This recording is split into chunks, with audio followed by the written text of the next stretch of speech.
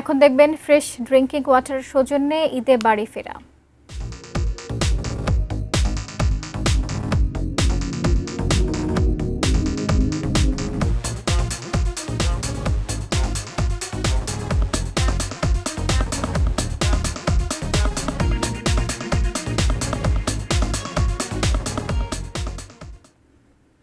ঈদের আনন্দ ভাগাভাগি করতে ঈদের দ্বিতীয় দিনেও বাড়ি ফিরছে মানুষ।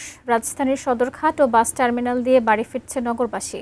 ছুটির সীমাবদ্ধতা, কর্মক্ষেত্রের বাধ্যবাধকতা ও যানজটের মতো নানা কারণে যারা আগে যেতে পারেনি তারা ঈদের পরদিনকে বেছে নিয়েছেন প্রিয়জনদের কাছে ফেরার দিন হিসেবে।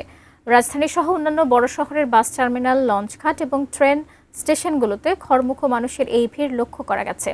অনেকে কোরবানির মাংস নিয়েই ফিরছেন বাড়িতে। শহরে ঈদ করলেও গ্রামের পরিবারের জন্য সঙ্গী করে নিচ্ছেন ঈদের আনন্দের অংশ।